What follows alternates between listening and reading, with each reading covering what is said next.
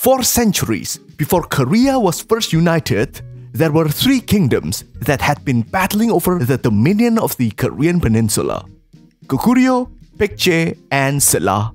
Spoilers, Silla won! But how in the world did this middling power emerge victorious, especially when it had to go up against the military powerhouse that is Goguryeo? Well, they've got a little help from a not-so-little place in the southwest called China. This is the story of how King Munyul and his son King Munmu unified Korea for the first time through their deft diplomatic skills. Here is a quick introduction of the three kingdoms of Korea. According to their official history, these three kingdoms were established in the 1st century before Common Era. Compared to the other two, Goguryeo was a lot more militaristic. It was famous for its powerful cavalry and sturdy mountain fortresses, their two main weapons against successive Chinese invasions. According to Samguk Sagi and Samguk Yusa, the most important ancient Korean history books for the period, Goguryeo was founded by a legendary figure called Jinwung, a prince from the nearby kingdom of Puyo.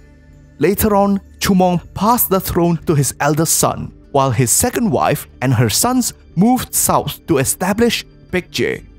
Baekje was a maritime kingdom. To survive against the other powers, it was keen on adapting technologies from China, and it was also the one that passes on those technologies to Japan, before Japan even started bringing them back from China themselves.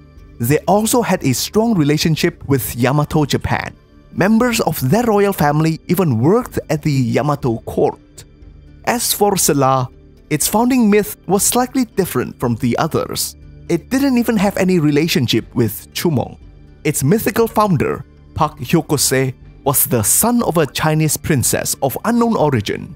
According to the official founding myth, after birthing him inside an egg, he was found by refugees from the ancient Korean kingdoms of Goguryeo, and some of them were even claimed to be refugees from Qin Dynasty China.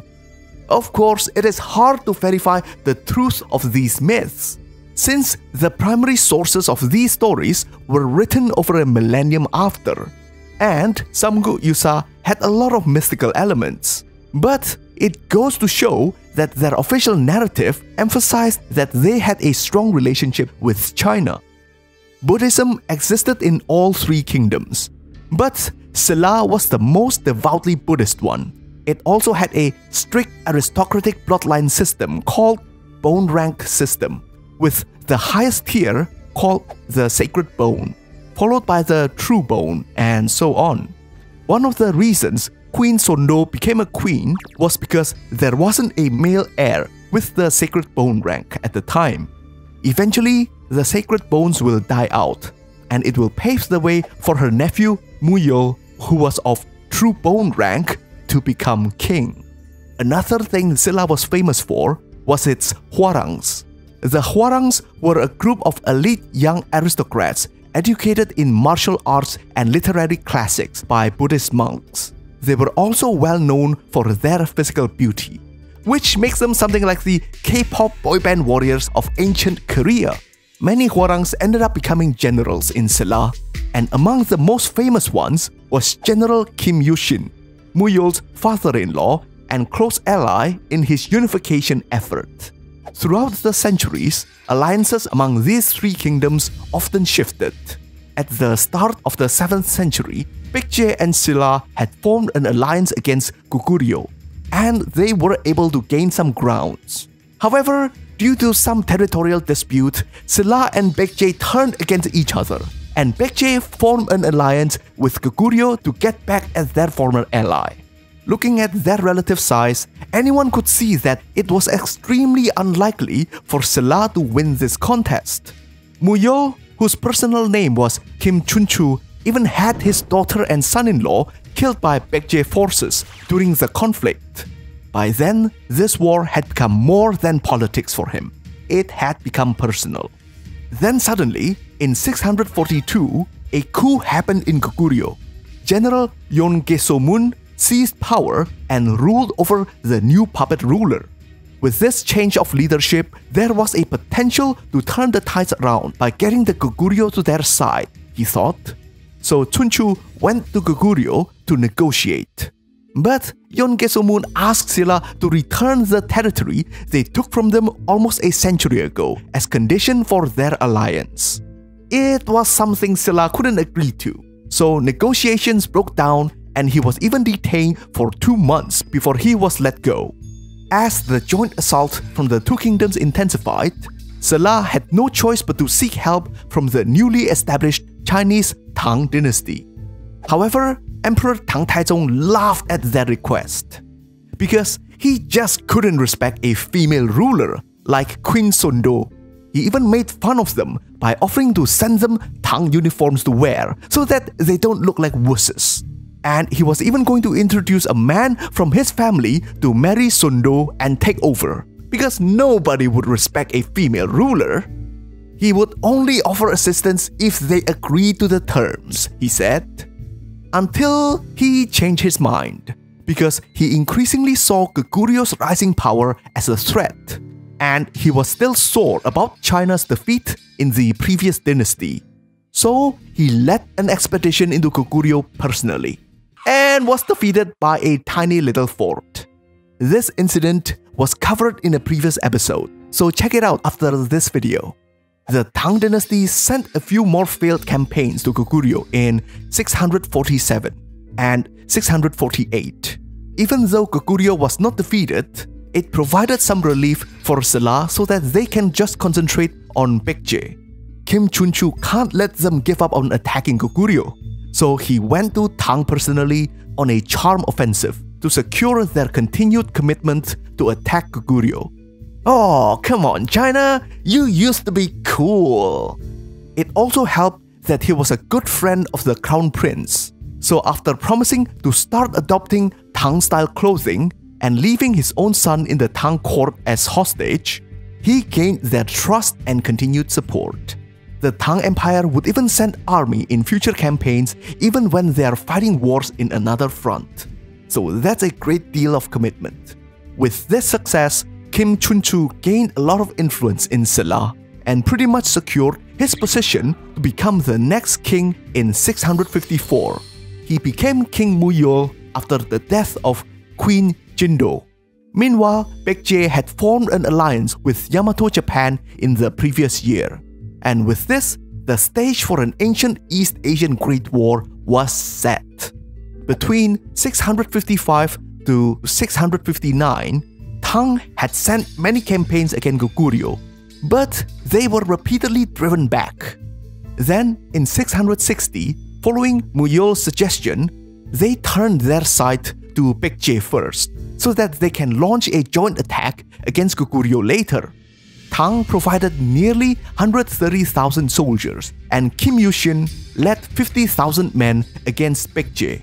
Baekje reached out to Yamato Japan for reinforcement, but they were unable to come in time. Eventually, in an epic battle, Kim Yushin finally defeated the last remaining Baekje holdout. After this, the Tang Dynasty occupied Baekje and started to administer it as a province. Interestingly, they have also started calling Muyol a governor instead of a king. This is bad. It practically meant that the Tang forces was already in the process of softly annexing Silla. If he didn't do anything, then he would really end up becoming just an official in the Tang Empire. So Kim Yushin started to prepare for future confrontation with Tang by encouraging the local resistance against the Tang occupation. Muyol wasn't too keen on the idea, but not his son, who took over after his death. Tang attacked Goguryeo again with 350,000 strong army. This time, they didn't need any of Silla's personnel. They just wanted Silla to provide the supplies. Obviously, it meant that Tang was preparing to take full credit for the eventual victory against Goguryeo, and to justifiably occupy the conquered Goguryeo all by themselves. But then the campaign ended with another failure. Finally, the Japanese reinforcements arrived in 663, but they were humiliatingly crushed by the Tang army in the Battle of Baekje. In the aftermath, many Baekje refugees started moving to Japan too. Looks like they had to plan their resistance really well, or they would be crushed just as badly, Kim Yushin thought. In 666, the Goguryeo strongman Yeon died of natural cause, and his death led to a succession crisis that allowed for Tang to finally defeat Goguryeo. Yeon son sought refuge with Tang. With his help and Silla's assistance, Goguryeo was finally conquered in 668. And as expected, Tang took the lion's share in the conquest of Goguryeo.